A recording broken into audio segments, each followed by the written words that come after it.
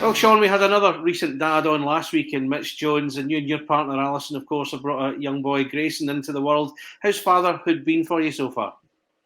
Pretty good so far. Pretty good so far. I'm not gonna lie, it's not a secret for anybody. You don't sleep much, but everybody's healthy, so that's the most important thing. Absolutely, and it's always good to hear when they get sleeping as well. You take that opportunity when you can get it, of course. Oh yeah, you don't get to choose anymore. No, no, you do not. So, no doubt that's one huge positive for you on a personal level, your son being born into the world. But it's also fair to say it's not been the season you've expected in terms of the ice hockey side of things either. How have you adjusted to life on the bench this season? No, I mean obviously it's been disappointing for myself. Um, not being able to play all season so far. It's been tough, but on the other side of thing, I've been able to help the team in other ways, and it's good experience for me because that's what I want to be doing. I want to be coaching when I'm done playing. So, with that being said, I didn't waste my time the whole season, and I think I was able to help the team and help the boys out a little bit. So there's a lot of bad in that, obviously, because I want to be playing more than anything. But there's also some good. Well, that was going to be my next question about the frustration of being on the sidelines, basically, with the season the club have had as well on the ice. You've not been able to contribute, but it must be nice the fact you can contribute. You can, have input with Dyson and Stephen and put your own ideas across. Yeah, no, absolutely. The most frustrating thing is, when you see, sometimes the team struggling and you're not be able to control directly anything. It's frustrating for sure. On the other side of the thing too, when you're winning, it's exciting, but it's a different way. It's been a good time, getting to work with Dyson and Steven. I think we work pretty well together.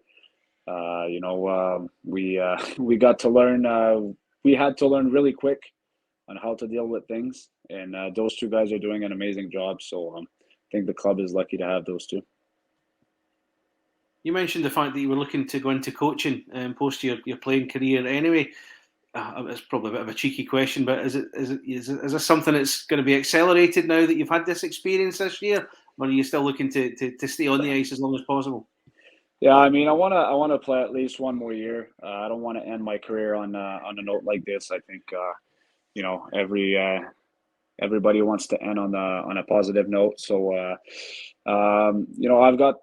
I've had the chance to coach in playoffs with my junior team after my year in Sweden. So that's official. That's what I want to be doing. But I want to play at least one more season. I still love to play. I miss the game every day. I'm on the ice with the guys every day. Um, I still have some fun playing it. My body, other than obviously my collarbone, my body's feeling great. So I'm only 33, so I think I at least have another year in me. Speaking of the collarbone, obviously it's been very troublesome for you all season. We thought it was going to be a few weeks, and it's turned into months as things have panned out. Are we likely to see you before the end of the season? I mean, I still have to see the doctors. It's gonna be tough. There's only 6 games left. It's feeling solid. It's feeling good, but hockey's a physical sport, so I'm not sure, and I don't know if I'll be able to handle contact. Um, with that being said, we have plenty of capable, good players on the team. If I come back, I haven't played since September. I'd I'd feel a bit not honest to take anybody's spot right now. But who knows what happens in the future. Okay, let's talk team now, and we're heading into a weekend where Clan take on Fife and Dundee, but we do so on the back of a 6-game winless run, and that's been since the international break. Hindsight's a wonderful thing, but that break really did come at the wrong time now, didn't it? Yeah, no, for sure. But I mean, we have to look forward. It's not a secret for anybody. It's the most important 2 games of the season. You have to start with Saturday. It's a must-win for sure, and I think the guys are all aware of that. We'll make sure they're prepared the right way and give them as much tools and stuff as possible. and the guys understand where we are in the standing, and how many games other teams have in hands. So I think it's a good challenge. So I think everybody should be excited about going into that weekend. And as we speak, I think the arena's getting close to sell out as well, which is good. So you'll certainly have the crowd behind you. But Fife, as the opposition, they come in on the back of the Challenge Cup final on Wednesday. What are you expecting from Fife, given how that game panned out for them? The physical exertion behind it as well. I mean, for sure, with them, it's good for them to go to the Challenge Cup final. I'm sure they're gonna come. On Saturday with some confidence. They have a good lineup. I don't think their lineup, the positioning where they are in the standing shows their lineup. So we don't have to take them. We can't take them lightly. We have to be ready for this game.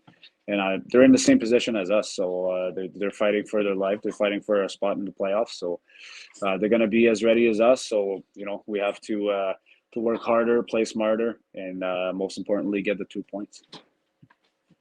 It's interesting as well, looking at the stats. As I mentioned, Clan without a win in 6, Fife without a win in 8, and that's if you include the Challenge Cup semi-final draw they got against Sheffield as well. Something's got to give in this fixture. Yeah, no, for sure. It's we have comparable records. Like I said, we're fighting for the same thing right now. So it needs to be. We need to be ready for full 60, and we need to give whatever it takes to win the 2 points. Seen Alison making an appearance there in the background. yeah, she's trying to feed the baby. You want to say hi? She just woke up. Oh dear. So, of course, going from Fife, it's off to Dundee on Sunday. We'll talk about that just very briefly. It's a place you know well. You played in Dundee previously. Mm-hmm. They've not had a good season either. And just the same as the Clan, they're in a comparable position. Points are key, especially for Dundee, given where they are right now. Yeah, no, for sure. It's the same. All three of us, Scottish teams, unfortunately, are in the same boat. So it's the same exact thing. We need to find a way to get 2 points. No matter how it is, blocking shots, finishing hits, putting pucks to the net. It doesn't need to be pretty. At the end of the day, we just need to get a result. Dundee, a little bit same as Fife. They have a decent lineup. They have a good lineup. Guys realize what they are in the standings as well. So we're aware that it's going to be it's not going to be easy. Nobody's gonna get the 2 points easily. So we need to be ready and prepared for full 60 both nights. We've heard for weeks about how every game is the big game. The next one, does it go as far as make or break, given again the situation where the club find itself in right now? I mean, like you said, for the past month, every game is the most important game. If you want to think about the fact that you really need to win it or not, for us, we just need to focus on the present, and the present for us, well, it's the future right now, but I mean, the present will be as soon as the puck drop. We need to win every battle. We need to be ready for it's a playoff game for us. The playoffs already started. So, can't think about too much on the future because there's some things we won't be able to control. But let's try to control everything we can, and it starts on Saturday.